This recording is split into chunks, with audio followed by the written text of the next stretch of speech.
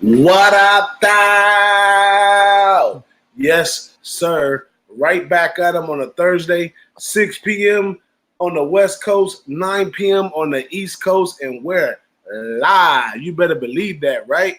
And it's the Boss and the Sauce Show, Week 8, right back at you. I'm DJ Big Boss, and I'm right here with my guy straight from Florida, none other than the Sauce. The Big Ragu. How you feeling, Big Ragu? Man, it is week number 8, and I can't wait to break the games down with you and the chat tonight, and also week 7 in the NFL. But what a time of the year, my guy. How you doing tonight? Oh man, I got a little hesitation in my step right now. I had a nice week last week, and the college football is getting tricky right now. We had important parts of the season. Things about to be separating and all kinds of stuff. So I'm just treading lightly right here, trying to stay on the plus side and not let being a gambler take me down in this one. I'm trying to be more of an investor and sit back on this one. So yeah, that's where we in it. That's where we in with it. That's good. I mean, we always got to be cautious. When we get a little too cocky in this business is when you get taken out. You don't want to surrender units just because you're feeling a little froggy, so to speak, and just try to, do a little chest bumping. And, we all go there. We all think we're invincible at times. But, hey, this is the time of the year. If you're in this business, you got football going. You got hockey just coming on board. You got Major League Baseball championships. You got preseason basketball. You got UFC. I mean, you got the Breeders' Cup right around the corner. I mean, this is the time of the year for sports. If you want to get on board, now's the time to jump on that buffet and, be selective about what you take, but at the same time, have a lot of fun with it because this is the best time of the year for sports in my book. And I've been doing real great with that this year, Big Ragu. I put out about 3 hockey bets now. 2 of them were straight. One was a 2-team parlay, and I'm 2-1 with that, Haven't touched the basketball side at all, even though those games are up. And I've been following our guys, Noli and Dom Ricci, and I've been cashing those unders with them. I don't even know at what rate. I just been doing it. And even when they switched up, took the over, I've been doing that at a nice rate. So I've just been really disciplined, and that was a part of the strategy this year is to be a lot more disciplined. Because I would have shot from the hip by now. Week 8, I would have shot from the hip and shot myself and had to start all over again. But I've been on a steady rise, making my percentage that I need to make to keep going. And I'm happy right now. I'm loving it right now. Wonderful time. Can't wait till Vegas coming up soon. Couple weeks, and you always got to be measuring up your units versus ROI. So, you want to get bang for your buck, so you just don't want to piss money away. And just because it's there, you don't have to play it. Pass is not a dirty word. You know what I mean? Nobody ever lost nothing they had never played. You know what I mean? So just be selective about what you do and go about it the right way. Money management's key and discipline. So we all know that. We hear it all the time, and you just gotta follow up on it and stay the course. Remember, it's a marathon, not a sprint.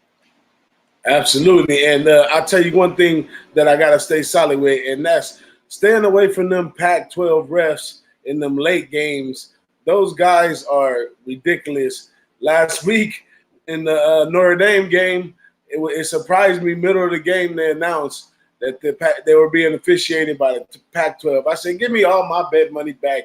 Ain't no telling what can happen from here. But, that's one thing I really got to stay disciplined, but it bites me in the foot every time. Like, I wanted to jump on the Stanford and UCLA game tonight so bad. But, it's a really bad spot right there. We don't know nothing about if Chip Kelly's going to get this team to react or not, tonight, So Stanford, they bleeding out of both ends at some points as well. They did play with a lot of pride at home. I expect them to do the same, but we never know. Yeah. I mean, that's one of the plays that I'm on tonight. As a matter of fact, I don't know if you showed the plays yet, but I think Houston Jack went yard on the Yankees. 3-run shot. 3-1 Houston. Springer just hit a home run off Tanaka. for those in the Whoa, chat. whoa, whoa, whoa, Yeah, I'm whoa. not happy about it, but my wallet is going to be a little happier towards the over. So I took the over 9. That was my other play. I'm on over 9 in the Yankee game. A lot of baseball left, top of the third, so Tanaka got touched. But anyways, getting back to the Stanford game, this team, we know they were really ugly early, with the injuries and the offensive line. The key, the top 10 NFL prospect that went down for them, and quarterback, went down early, but he's come back now. And I think Stanford, they're a dangerous team at home. Against the number as a dog. Tonight they're laying a little bit of wood. I think they're like 4.5, and I didn't take the side. I just kind of figured maybe if Chip Kelly can figure some things out with his offense, and Stanford, they kind of got a vanilla offense. They're going to run the ball and probably score 19, 21 points. If Stanford could kick it up just if they can kick it up just a little bit, and UCLA can put some numbers up on the board, I kind of took an over 48, which in the Pac-12, normally, 48, they could do that in their sleep or moonwalk to 48, but the way Stanford plays at home, that's going to be the challenge to push that number above. But I still think it's got a shot to get there, so I went with it. That's a good look. I mean, I'm all in the success of Kelly over there, and I don't, I can't doubt him. Like, he's gonna mix up a little something somewhere somehow. I just got a feeling that he won't end up flat. Second year, you get about 3 years before they really start pushing the line. The alumni doesn't want to change change coaches that fast. So, he's got a little time there, but, it's all about getting the kids to respond. And he's shown that he's, with the comeback game, that he's able to get them to respond. But it's difficult when you're dealing with a bunch of young kids. A lot of them you didn't recruit. It's difficult. I get it. But it'll be an interesting game. I stayed away. You've been the Pac-12 genius so far. I can't explain it. I really don't know. And the funny thing about it was too, I've been really high on Arizona State. I've been good spots with them, but I've been kind of laying in the bushes with them of late. But you know what? They've been a money team, and they cracked the top 25. They're like 17, and they got a big game coming up this week. If they can steal this game, look out for Arizona State to make some noise. I'm not talking making noise to get in the bowl game. I'm talking making noise to get to the Pac-12 championship. If they win this game, they'll be in some serious business, consideration. So they got a good defense. They travel well. And the big game in the Pac-12 this week is Oregon-Washington. You got any news on that game? Any thoughts about that game coming up? Now, Oregon-Washington, yeah. Yeah, Oregon-Washington, another game, I don't mind not playing at all. But I'm waiting to see. I heard an interesting breakdown about Oregon early in the year about how the coach is off of the Saban train, and he's trying to recruit a defense and start on defense, Saban style, as far as like size and how they function. And in the Auburn game, I've seen it a little bit, but I haven't really seen it since. But they do have a strong defense over there, and I'm gonna just sit back and watch. Washington, Washington, Utah, Washington State, those teams in the Pac-12 are so wishy-washy, and it's going to get worse once the weather starts switching up and all those type of elements starts changing the game. So, man, it's going to be exciting over there in the Pac-12. Even though they're probably going to all beat up against each other and not be able to make it too far out of the Pac-12 championship, maybe a few big bowls, but for the most part, not in the mainframe of college football for the Pac-12 so far. That's how I see it. Yeah, well, this game has all the makings of, who's going to take a stab at the Pac-12. And then I don't know about, making it to a college football playoffs with these teams. But, early in the season, Washington was one of those teams. And, of course, Oregon on the big stage early in the year against that Auburn, with all the speed that this team supposedly have. The knock on Cristobal is, they just don't think he can match wits with Peterson. But I think, they got enough talent there to kind of compete and then, possibly look at the dog in this game as an outright winner. So it's a short number, 3 points. I'm going to be on the sidelines too. I'm going to be like you. I'm going to let them duke it out and just sit back and watch. So no choice of play for me here, but just as a fan, should be a fun game to watch, I think. Now we got your action for today up on the screen right there. We can get any comments from the chat. Big Ragu's action today, and we're going to get into some of our looks for college football coming up this weekend. So, how do you see college football right now, Week 8? You know, what would be your approach to this week at this point in the season, Big Ragu? Yeah, the excuse me, the approach I keep, and this is, you know, just basically when they come out of conference play, because usually after the fourth week, you know, we're dead in the conference. But now, you know, we're in Week 8 already, so we're like 3-4 games deep into the season and conference and whatnot. But the main thing here is, you know, now you kind of can get a really good look on what's going on and how these teams are set up. You know, defensively, offensively, going forward.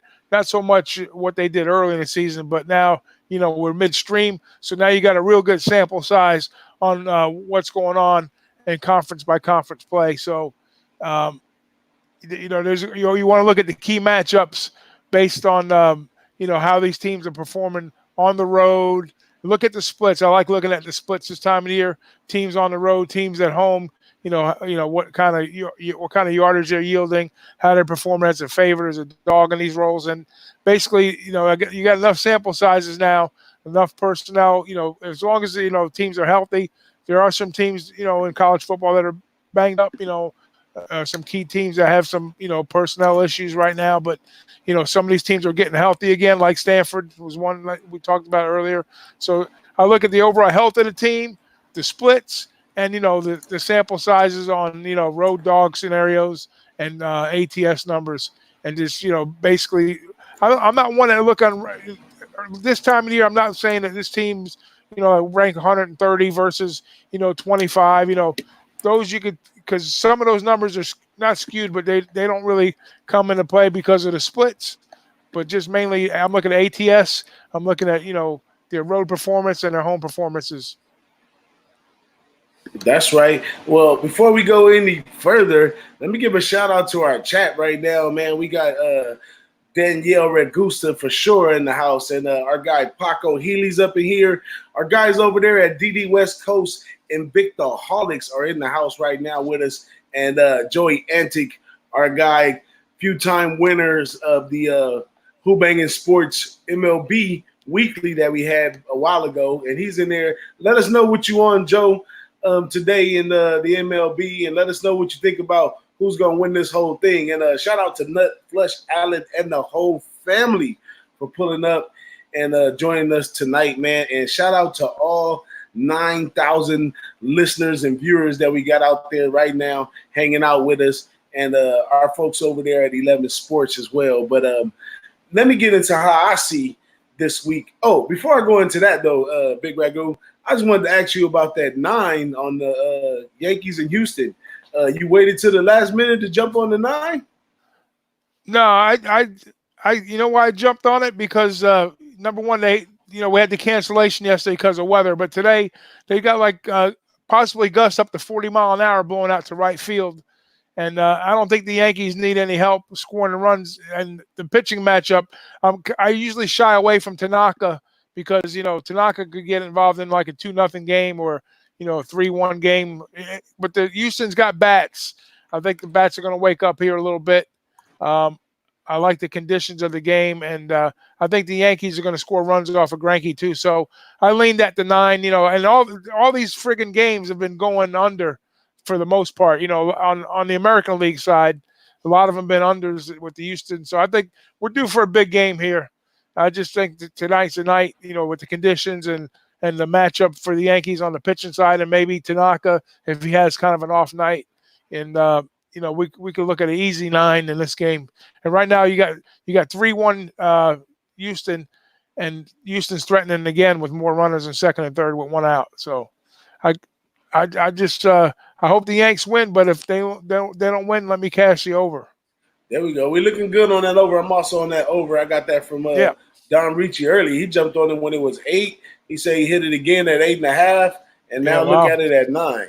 Yeah, I got in on the tail end of it, so I probably didn't get the best number, but I still think we should be pretty good at 9 here. That's right. And let me throw a special shout out before I get into my part to our guy, Comic Ricky, who just pulled up in here, and Camp TV. Make sure y'all follow Camp TV, who's in the chat today. They're the ones that put together that wonderful intro that we had at the beginning of the show. Thank you for joining us tonight. Thank you, fellas. I want to go into this week. Like I said, I like to go back to saying, hey, I'm a young guy in college right now. This is week 8 for me. You know, the summer is, all the summer practice is out of there. You know, I might have had my first drink. You know, I might be doing a few things mom and daddy don't know about it by this time. You know, I traveled around and, I'm enjoying the college life right here. I'm playing ball and grades and all that stuff is coming up. Some kids are fine with grades, they're off to the next spot. But it's an interesting situation right here, and I think it's a floodgate open for upsets.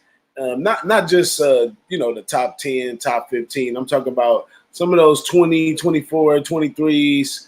Those guys 18. Those guys could easily come up short this week. Just not being focused, being exhausted. Schedule, a lot of different factors that go into play right here. So, like I said earlier, I'm treading lightly this week for sure. Last week, I was able to take a few stats, flip them upside down. I took a look at that this week, Big Ragu, and that didn't look like it was going to work well. And the best one that I got was here in this game. I'll go ahead and get this game too because we head-to-head in this game. It's the Pittsburgh and Syracuse game right here. And the offense over there at Syracuse is giving up 26 sacks a game. That's a lot. That's a lot in the division for not per game, but they gave up 26 sacks for the year.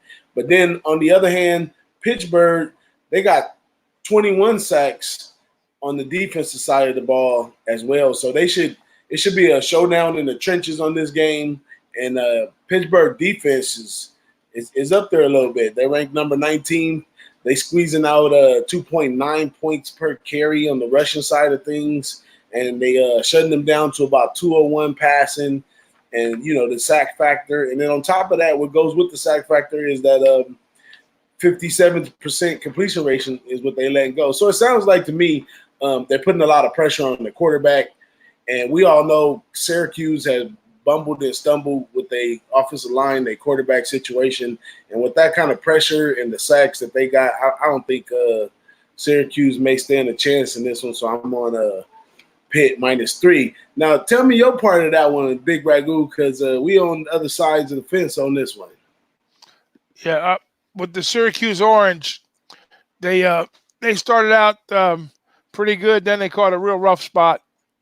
They got the real eye opener for me was a lot of people early in the season. They were talking that they didn't care about the quarterback play too much. They lost Eric Dungy, who was like the key component. He was the team leader. He was the best offensive player on the team. He was basically the face of Syracuse football. But Dino Babbers, he does put a good product on the field. And Syracuse, you got to respect their play because they took Clemson down to the wire twice. That was a team that they had their number pretty close. They didn't get over the hump with them, but they played up, in those scenarios. So, like I was saying earlier, early looks in the season, Syracuse was shaky, but they're starting to get their football legs under them right now. And Tommy DeVito, the quarterback, he's been pretty solid. He's had, a couple, high twos, 300-yard games. The offensive line, you're right. They do have some issues on the offensive line there. And on the Pittsburgh side, Pittsburgh has played some tough games. They beat UCF. They played Penn State real tough in a 17-10 battle. But beyond that, I just think the matchup here, playing in Syracuse in the Carrier Dome, that place is going to be rocking. They are a home underdog. And to me, if I'm going to lean in dogs in college, I'm not going to take dogs on the road, even though South Carolina put a pretty good game up against Georgia last week. I guess Georgia was sleeping at the wheel. I think this game for the Cuse at home, getting the 3.5, I like that play I think it's going to be, like you said, it's going to be in the trenches. The question mark is going to be the offensive line. If they can get some drives and they can, push that Pittsburgh front seven around a little bit, I think they'll make a game of it. And I don't think it's going to be a blowout. So I'm taking the points here, just so much. It's a situational play versus a play that's on the paper. With the numbers. I just think they can muster up enough play to get the job done. And the thing about Pittsburgh is that they're not a real prolific offense. They don't score a lot of points. So I think they'll hang around, and then Syracuse might be able to squeeze this one out at home. Now our guy Common Ricky in the chat, and make sure you guys go follow Common Ricky on Twitter. Oh yeah, he has the wonderful videos that he put up. You'll get a kick out of those. But he says he graduated from Q's, and it's just pathetic over there. So yeah, I don't know. The game goes on tomorrow. Only time will tell what happens with that one. But that's my first pick for the Boston Assault Show right here. Every Thursday, 6 p.m. on the West, 9 p.m. on the East. And shout out to everybody in the chat for pulling up. Our guy, Twatty Lottie, Capper Investments, is in the building. What's up, Twatty Lottie? I've been working on making sure I get over there to the Discord and put these announcements for these shows out and stuff, man. So we're getting a little better at that. So shout out to you for coming over here and hanging out with us. We appreciate that, Twatty.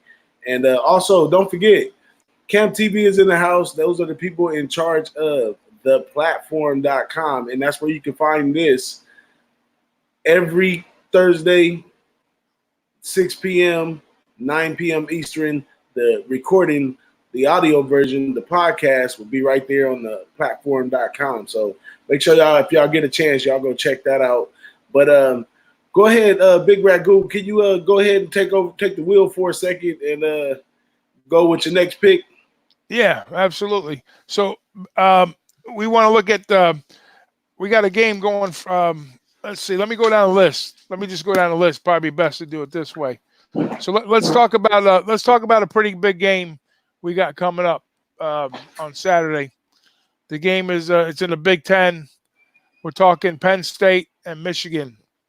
This is one of my games that I'm looking at getting involved for not necessarily a side, but I'm interested in the total here. I'm gonna spit a few facts on the Big Ten and what's going on in the conference overall and why I like this total. So you got Michigan is a top 5 in conference on the defense. They're a real sporadic team as far as when it comes to putting points on the board. They brought in Gaddis to run this new offense, this speeded up style offense, and so far I haven't seen a whole lot of nothing there with Michigan. On the bigger scale with the bigger teams, they haven't lived up to the billing there. They have some offensive struggles, but it's still Michigan though, and they're getting 9.5 points, which going up against Penn State, probably a good look there overall. But they can go sideways on them quick if they don't. They're not able to push them around a little bit. Penn State, another solid defense. I mean, they've given up 49 points in 6 games. So you do the math on that. That's a little less than 9 points, a little higher than 8. Pretty darn good. And Wisconsin is giving up 29 points a game. That's less than 5 points a game. And Ohio State is right in there too. So you got 4 teams in the Big Ten that's given up less than 100 points in 6 games. So no matter how you slice that equals defense in my book. Okay, and then they have their struggles. Penn State has their struggles against teams that they play up to their either up or down to their level in conference. And they had that tough game against Pittsburgh where they scored 17. So if you look at Penn State's record on the road, and I know this game's at Happy Valley. When they play quality opponents, they kind of play at their level. And I think it's kind of a short number. It's sitting at 48 and a half. I'm on the under in this game with Michigan and Penn State. I think it's going to be one of those games that it's going to be a tough fought game.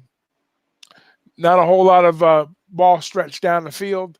I think it's going to be a lot of sideline to sideline play here, and I like the under 48. 48.5, whatever you can get.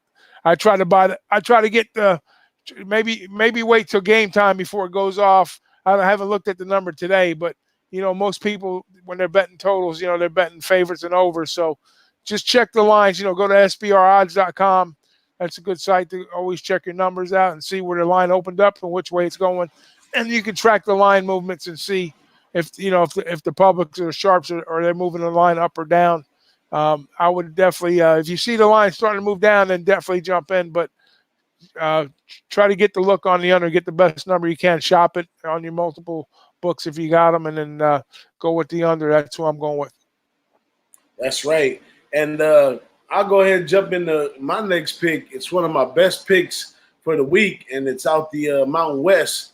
And this one right here, and that's San Diego State, San Jose State. This game right here, I think there's a lot of recency bias dealing with this game, and it's also a revenge game factor in this one. Now, last year I was on San Jose State, who almost beat San Diego State straight up last year. Score was 13-16, and it was at San Jose State. So this is a revenge game for San Diego State for them coming out. Now, last year, San Diego State couldn't throw the ball half as good as they throw the ball this year. They're doing all right throwing the ball so far, even though they only pass 41% of the time. They're doing it at a 66% completion rate. They only been sacked 11 times.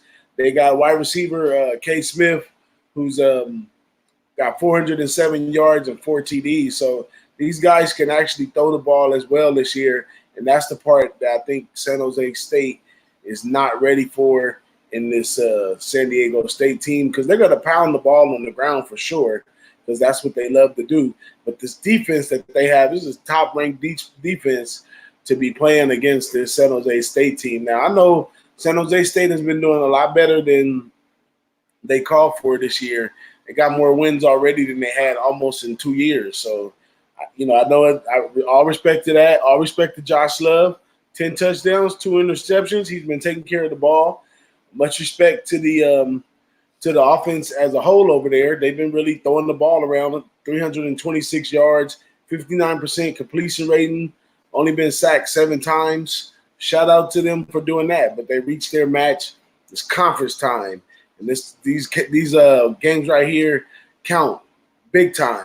And San Diego State, Rocky Long, he's not going to let these guys be unprepared against this team. And San Diego State goes up in San Jose State and has their way with them. When I capped the game, I had it at minus 14 to 17 for San Diego State. Line came out at 7, jumped right up to 7.5, and you can get 8 right now. San Diego State this Saturday, late game. I like it. I like the good breakdown, DJ. Good breakdown. How about this? I'm gonna do a game in the Mountain West too with you. I'm not on the same game, but I'm on a game in the Mountain West. And it's funny because this week I wound up a little more on the side of totals.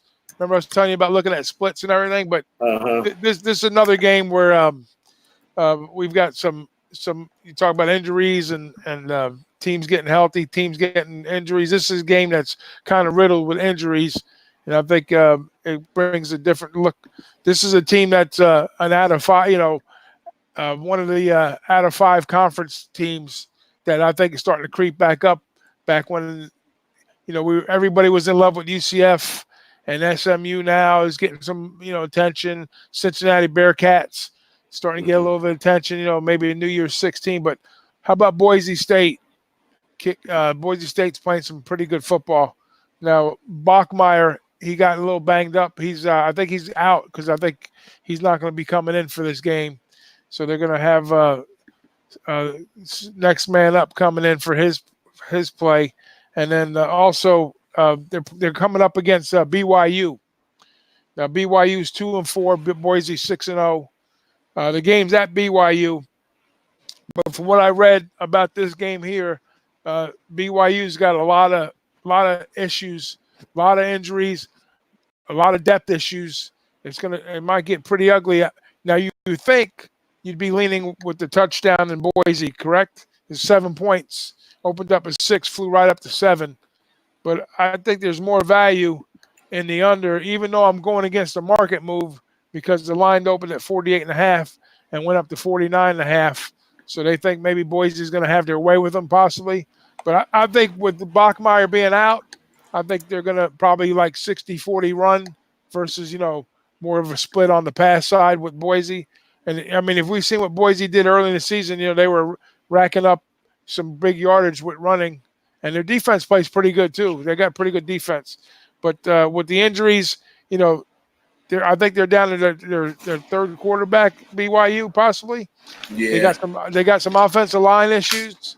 I don't think they're going to stretch the field at all. So I expect them to kind of play a lot of run to try to keep Boise off the field if they're able to do that. But I see a lot of run heavy game coming at BYU, and I see I don't see Boise trying to stretch the field, even though BYU defensively they should be okay, but offense could wear that defense out. So maybe that's what people were thinking with the total, but I think the other way. I think this game might be a pretty good under.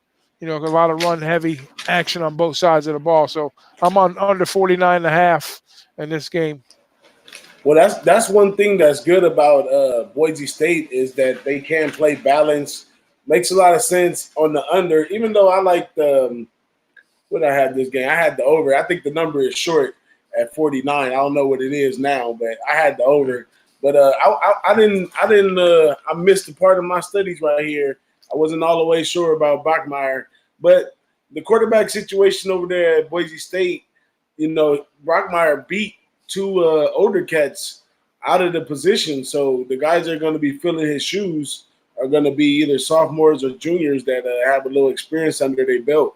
So not to say they're going to open it up and just throw the ball, but they'll be able to control the team for the win against the banged up BYU. So I hear what you're saying on the under, and I definitely would think about that without Bachmeier for sure. But I like the side a little better. I think the number's kind of low for Boise State. And I think they're going to roll this team, even though the BYU players are probably 2 years older than all these little kids from Boise State.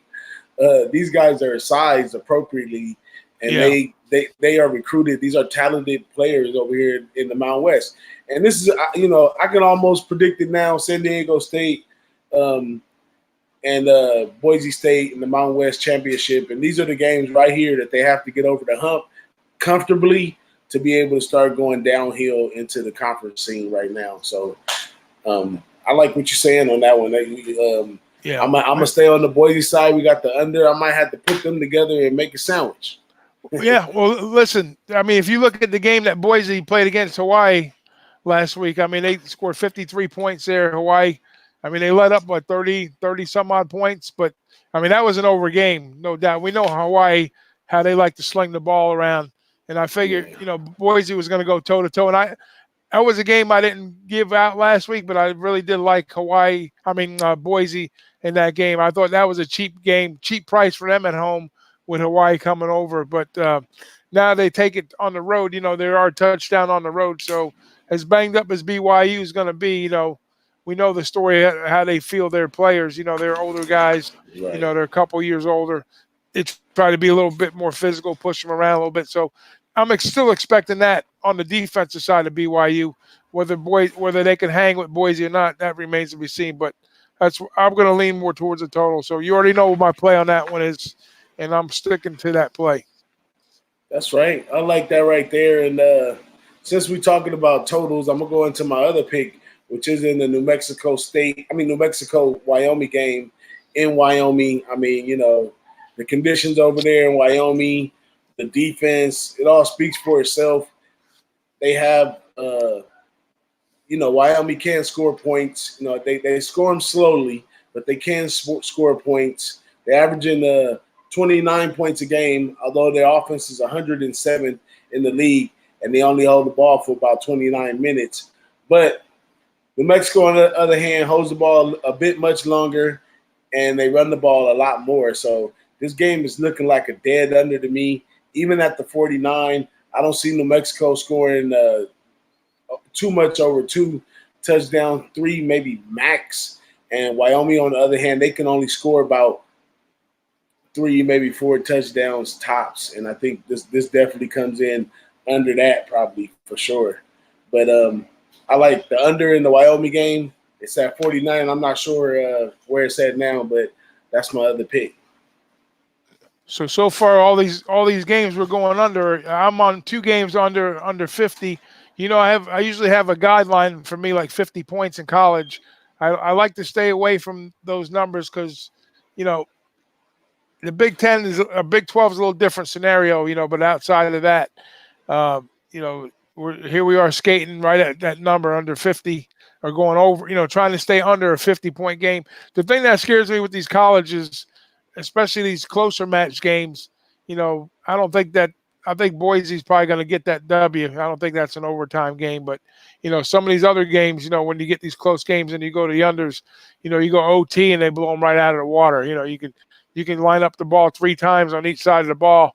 You know, they'll score more points in overtime than they will in the game sometimes, you know. So it's a dangerous look for me under 50 points in college, but it is what it is. I'm playing the matchup here, and that's why I'm doing it. So, and speaking of totals again, here we go again. How about NC State and Boston College? This is one I talked on Jimmy's on the Pick 6 the other night. Boston College is playing at home. They're 3-3. NC State's 4-2. Now NC State, I'm not going to call them a Jekyll and Hyde team, but they're pretty productive, balanced, well balanced team. They play good defense, but they also play pretty solid offense. Now Boston College, on the other hand, this team they can score points. They scored let's see, last week they scored 39 in a losing effort at Louisville. Now they got NC State coming in. The week before, they went toe-to-toe with Wake Forest. They scored 27 points or 24 points at home. Now, Wake's defense has been a little bit better, but, man, you wouldn't have known it last week, the game they played when they played Wake Forest. They gave up to Louisville. Louisville scored an ass load of points on them. I think the score was like 62-59. It was unbelievable, the amount of points they scored. Wake Forest, they got beat by Louisville at their own game, so they tried to run that hurry-up offense and wind up biting them because Wake they couldn't keep up with the other team there. So, but anyways, Louisville, that's who they played last time out. They played because they're coming off a bye week too. So Boston College is coming off a bye week against Louisville, but they're scoring 30+ points at home on average, and they can light it up. And all their games basically have been anything that's been in the 50s has been an over game for them, with the exception of one game. So they've had 6 games, 56, 56, 51, 61, and 16 or 69 was the under, but all the others have been overs. So they're pretty good. Now NC State has been pretty much an under team, but you know there've been high totals. They've been 65, 62.5, 58. 56. This game's sitting at 52. I think both teams are very capable of scoring points. I know. Like I said, I know Boston College is going to probably score 30-something points themselves. If we can just creep NC State, and NC State's the favorite here. So here's the thing: if you like NC State, you have to kind of almost lean to the under because they're going to try to keep their opponents under 20 points. But NC State's going to score 20-something themselves with ease. So they're kind of telling you that if you're back in NC State, you're going to like the under. But I like Boston College getting the points at home here. But I'm not going to take Boston College. I'm going to take the over 52 points because I think if Boston College wins, and let's say they don't win, and they're able to keep up with NC State, or NC State's able to, you know, kind of keep up with Boston College, vice versa. I think this game has got a look of as a possible overtime or over the total. So I think if they err to the side of the points, let's say it winds up being a 24-24 game or 27, that's 54 right there. So I think this game easily, both teams have hit high 20s to low 30s. I like the look here, 52 points over. I like it. Now, this Florida game this week, since you coming live from Florida right now on the Boston Assault Show right here every Thursday, 6 p.m. on the West, 9 p.m. on the East. Thank everybody for showing up. Comic Ricky, our guy Brian's in the building, Tef. Shout out to OG Wham in the building, and our guy Ray Williams and Nasty Eight Nate is here as well. But let's talk about the top 25. So top 25. Now let's turn it upside down, Big Ragu. Let's look at the bottom to the top. Now let's go from 15 to 25, right? So I want you to tell me two teams that don't tell me two teams that won't be here at all come to the end of the season.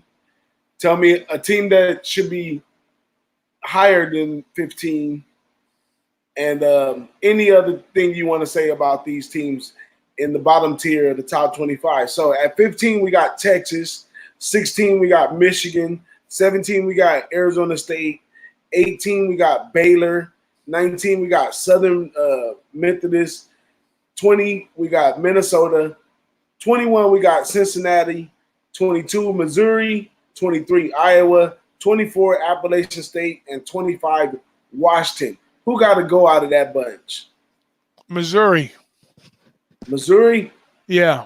They won't. By the time they get to Georgia, they got to play Georgia and Florida later in the season, and they're going to take the L. They'll be gone.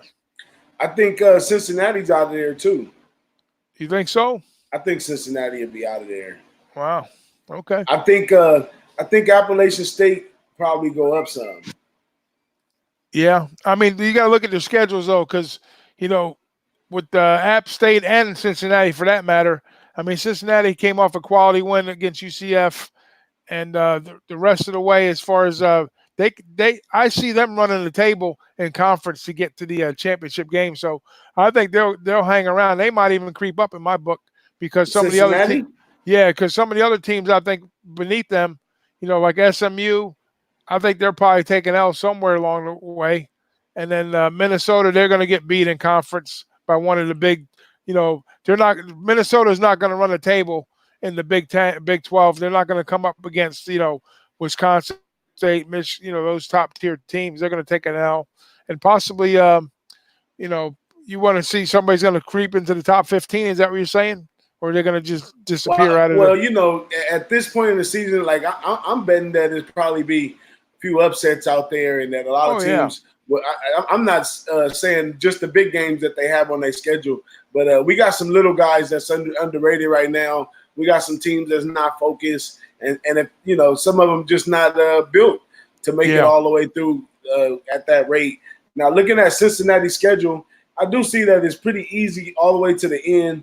Last two games is Temple, and last game is at Memphis, so that could probably knock them down a little bit, but I think Michigan definitely, with their schedule Michigan has left, they're out of there. They still have to play Penn State, Notre Dame. They have to play Michigan State. That'll be a tough game. And then they end the season with Ohio State. They're definitely out of there. Arizona State could creep up a little bit, but I'm pretty sure in the Pac-12 they still have to see Utah, UCLA, USC, Oregon State, Oregon, and Arizona. I'm sure they'll lose at least one or two of those games, so they'll probably be gone. They got Utah this week, don't they? They got Utah this week. Utah? Yeah. And so that's why I said if they win, if Arizona State beats Utah, that team is going to make the top 10. From right where they at?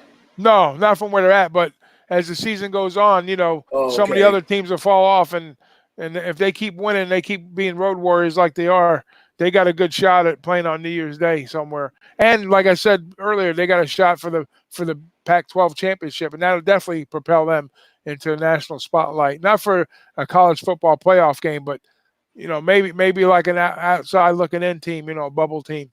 Not saying it's going to happen. I'm saying it's a big if they win this game and they get to the Pac-12 championship. I think Herm Edwards and them over there are good enough this year. They've made enough.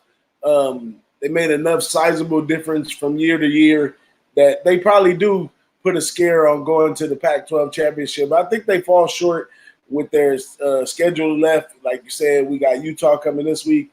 We got this UCLA team who's, as last time I looked, they were up 14-10. And then we got this USC team that is all over the place. Maybe they get a break with Oregon State, but they got to see Oregon. And hopefully Arizona is beat up by the end. So they got at least another loss. Can they schedule sustain another loss, being that they lost to Colorado? I doubt it to go too far, but a decent bowl game. I give them that. But also, I think have to go. I think Baylor at 18. I think Baylor. I don't know what to say about this Baylor team. They're really, really good. This might be the sleeper team. This might be the one they might not have track of, but they may touch the top 10. What you think about Baylor, Big Ragu? I backed Baylor last week against Texas Tech. They didn't cover, but they won. So that was a team that was 1-7. It was a one win team when Matt Rhule took over, and they turned around and became a 7-win team, or an 8-win team. I mean, and now they're already there. I mean, in 2 seasons, he's really turned his team around quicker than most people thought he would. And it's a quality team. I mean, they're getting the job done. They're winning big games. They're winning convincingly. You know, they're well balanced team. So yeah, that program's back for sure. Nice and quietly, they kind of crept back in. You know, after that second season with Matt Rhule over there, does a nice job with that program. So I like that team. You know, I lost with them last week, but they're a quality team. Hey, well, this week they're getting points, and they play Oklahoma State. I think you might want to stay tuned to us on the closing line. I might break that one down. I'm really liking Baylor in that spot. Like I said, this might be the creeper team that gets us through the hump, through the storm, and be pressing down their throats coming later on soon in this season right here. Now, their schedule, Oklahoma State, West Virginia, TCU. They do have to see Oklahoma, which I think they're probably one of the teams that might be able to shock Oklahoma because they play really good defense. But then they also have to see Texas. But no matter how it works out, they should be able to beat Kansas at the end. So I think you got to watch out for Baylor. And this one getting points might be a good spot to back them. Makes a lot of sense. Yeah. And we talked about that in our when we did the previews for the season. We talked about Baylor being going to be a really good this year. And I think that they're on track. They're definitely on track. We're talking about good teams, you know, sleeper teams popping up. Now, just on the outside of all these other teams in the top 25, you know, Washington's playing Oregon. That's going to take care of themselves. So if Washington loses this game, they won't even smell the top 25 because they're sitting right at 25. But somebody on the outside looking in, and we backed them. We talked about this team too early in the season, is Tulane. You know, they're sitting right there. You know, they're receiving votes like just on the outside. They got 55 votes just sitting there waiting to jump in the top 25. And I guarantee you, after this week, Baylor's going to be, Tulane's going to be sitting in the top 25 somewhere if they take care of business themselves. Who does Tulane have on the slate this week? You got the schedule handy? I don't have it in front of me. Let me look it up. Tulane? Yeah. Tulane plays Memphis this week. And that should be some good competition for them at Memphis. So, and this is like this is a turning point right here. This is what we talked about. Some of these teams going to reach these turning points. Yeah, that's a big game for them. So if they win that game, they'll crack the top 25 this week. Yeah, I like that look. Yeah, especially against Memphis.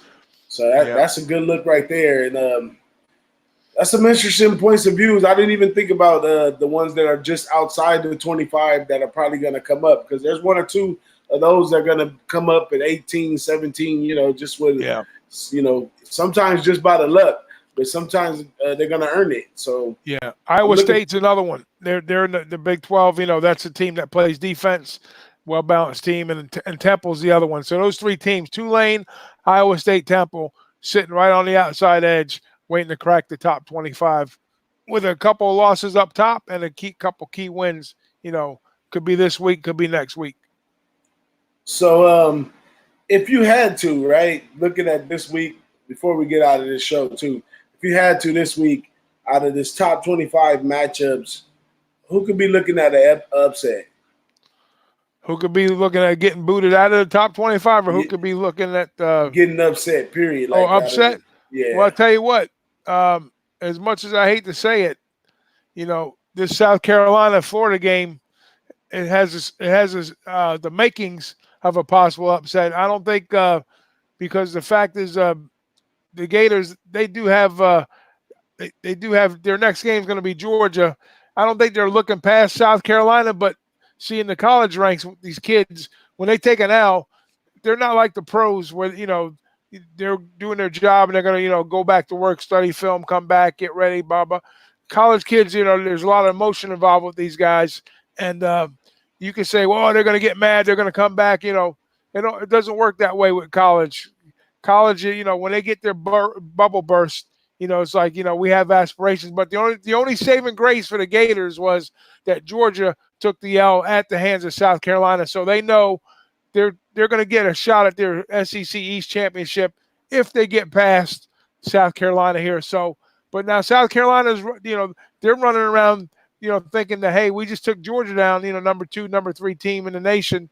We got a shot. If we took Georgia down, we could take that same plan of attack and do it to the Gators too. And there's nobody that wants to beat the Gators worse than Will Muschamp, the former coach, because he's probably sitting there looking at his chops. So this is going to be a motivation game for South Carolina, whether Florida has the gumption to bounce back and do it. They have the talent, whether they're physically, mentally ready between the ears to gear up, because they got to go back-to-back road games now. They took a tough loss at LSU last week. Now they got to go to South Carolina and play up in Columbia. So this could be a tough game for the Gators. They're in a tough spot, and South Carolina is licking their chops, waiting to take the swing at them. Now, I think one of these teams right here, Auburn, many may think they undeserving of 11, and they play this unstable Arkansas team who have shown some good looks that they were going to be a strong team. And when we capped them early in the season, they were doomed. And now they're sitting at 2-4. They're a 19-point underdog, that's where underdogs start sliding in at 15 and 19 and stuff like that. I think Arkansas might have a shot at Auburn just not being focused and, playing in Arkansas playing with a little bit of pride, and maybe they can knock off Auburn. Yeah, I think so. And on top of that, Auburn sees LSU next week. Mississippi after that. It could be a look ahead, be a perfect spot for Arkansas to come out swinging. Yeah. I mean, and that's the other thing too. We talked about being in week 8. So now this is where a lot of the key matchups are going to start to happen right here, right in the middle part of conference play. And you talk about look aheads, and I've been focused on the Big 12 too. I mean the Big 10, and next week you talk about 2 look ahead games. You got Ohio State; they're playing Wisconsin next week, so both of them, they could be look ahead spots. I seriously doubt they lose the games, but as far as the numbers concerned, maybe they come out with a whole different game plan. Getting ready for next week. Not saying that they're not going to prepare for the games that they're playing this week, but you guys put a little note by these 2 teams, Wisconsin, Ohio State. See who they're playing this week, and see if it's a good spot to maybe go against, because they got preparation the following week. It's going to be the biggest game of the year for Ohio State and Wisconsin. That's going to be an epic matchup, and I've got some good sauce for you for that game next week too. We got the sauce coming next week. Let me throw my picks up real quick. I don't think I threw my picks up yet. We had Big Ragu picks up earlier. Let me see where my picks at. There we go. So there's my picks right there. Going into this weekend right here. Another interesting matchup before we go though, Big Ragu. We got to talk about this one because we said shmoo all over the previews.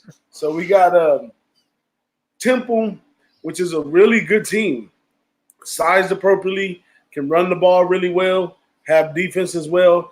And they play this shmoo team that we talked of before of falling off a little bit here and there. Although they are 6-0, Temple is 5-1 and hungry. And they're going to give you 8.5 points with Temple. What you think about that?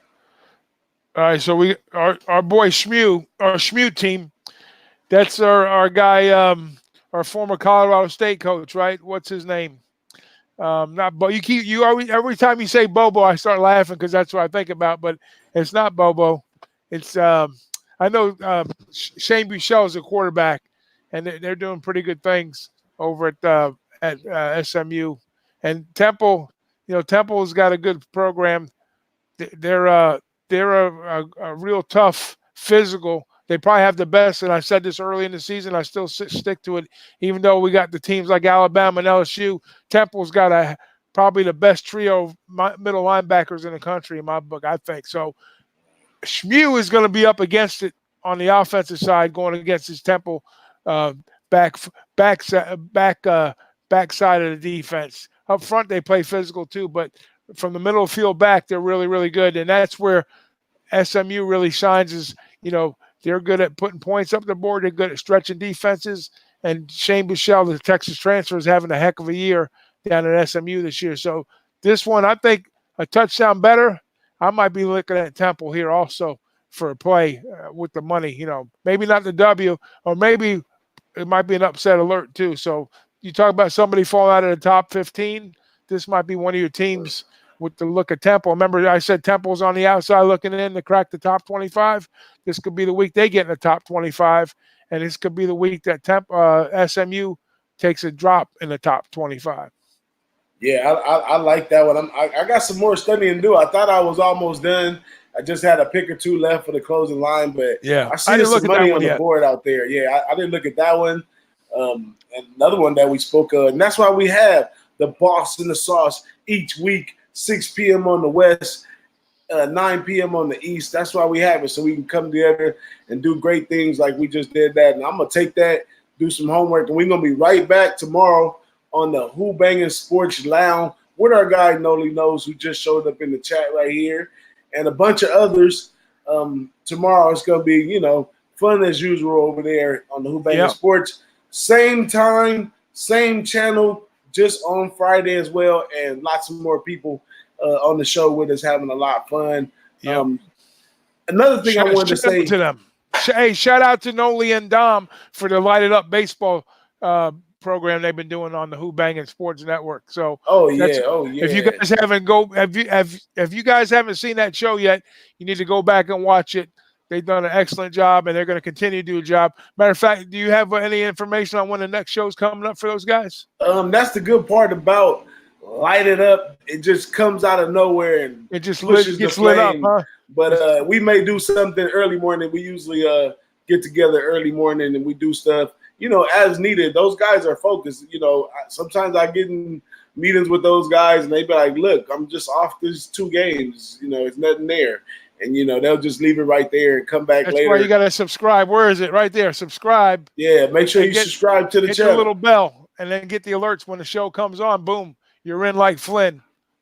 Absolutely, absolutely. But one last thing that I forgot to know, and I was thinking about this all day, and I forgot to note it on the show earlier about week 8 right here. Just a suggestion to y'all that's out there that's going to play this week.